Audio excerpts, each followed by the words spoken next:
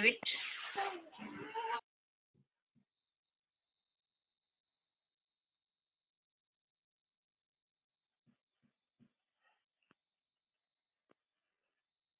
Now my file is ready. I have saved this file in some location, file location. That is nothing but a mule file. Okay, in this mule file, I have saved it as emp.json. So in the normal scenarios, you know it. Definitely it will be kept by source system. So we don't need to think about it. We don't need to think much about that. How the integration should be in our case, that we have to think. Okay. Now let me go to this thing. Now I have scheduled it. Then second step is like I have to read the records from that particular location. If you want to keep any loggers in between, yes, you can keep it. Log start or starting log. In that way you can keep it. But I'm concentrating much on business logic. Okay.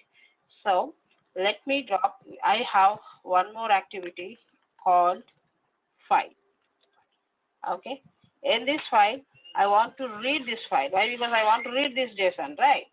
So let me drag and drop that.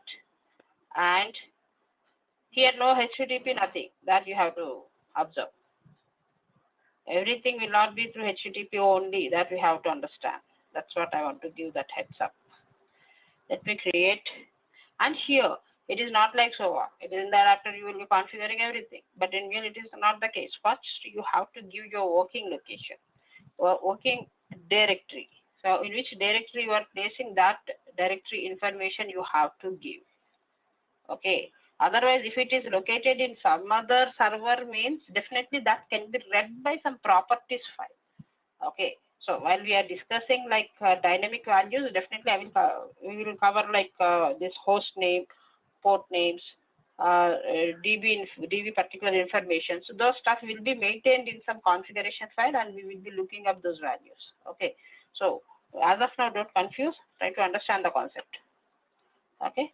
As soon as you are giving, just like HTTP listener, you have to check whether whichever the directory you have given is correct or not. It has to come as successful, otherwise that cannot be read.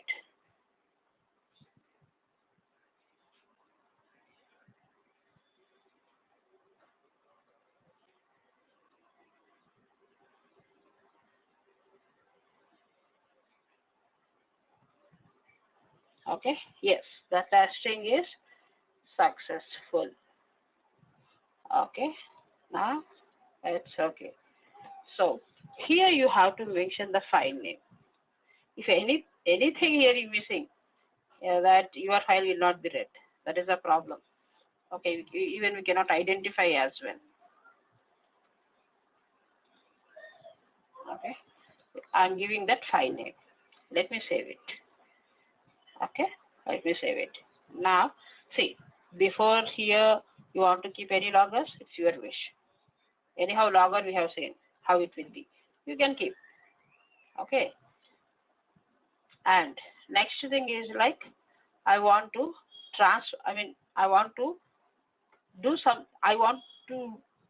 at the same time, I want to read all the records and I want to dump it into the database.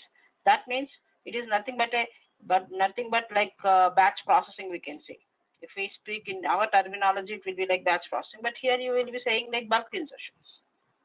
Okay. Bulk. So here I can drag and drop this bulk. Okay. And here in this bulk,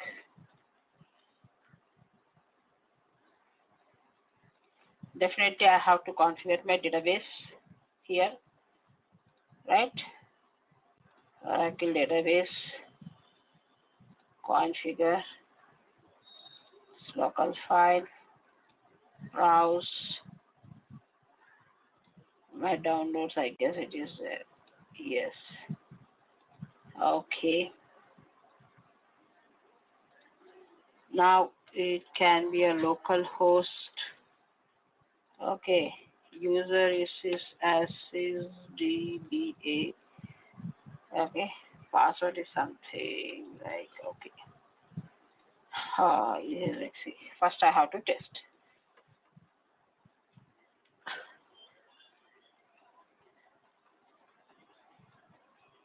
Here no HTTP listener, then definitely we have to pass some parameters, right?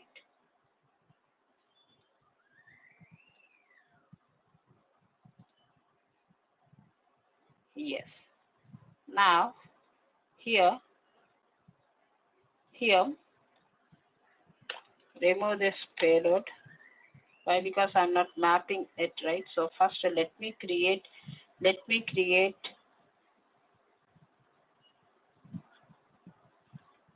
query first. Okay. So here it is, space is very less. So what I will try to do, I will try to write it in this file. I'll try to write over here. That can be good. Insert, so that it is visualized, it will be visible for you. Insert into customer. Okay, customer. I have to give like ID, F name, L name. See, if it is more elements is also coming, like we know, right? In other technologies also, what we'll try to do, we will leave that elements. Here also the same case. Okay. Values. Values. In these values, now I will try to give it as P. P means param value. Okay. PID. Parameter, right? So for recognition purpose, I am giving it P F name. Okay. Comma P N name. From where this needs to come? From where it has to come now? I'm not using any query params or anything. So definitely we have to pass somewhere, right? You are with me? Yes, with you. Yeah, yes. Yes. See, till yesterday it is like very basic classes we have seen. Day by day we will be increasing, right? Yeah. So let that resolve. Metadata has to load, otherwise it creates hell of problem. Okay. Now I can save it. Okay. That's fine. Now I have done it. So I'm reading from here. I'm trying to insert into data. In between the source and target, definitely there should be some person to transform data from here to here, right? From read to bulk.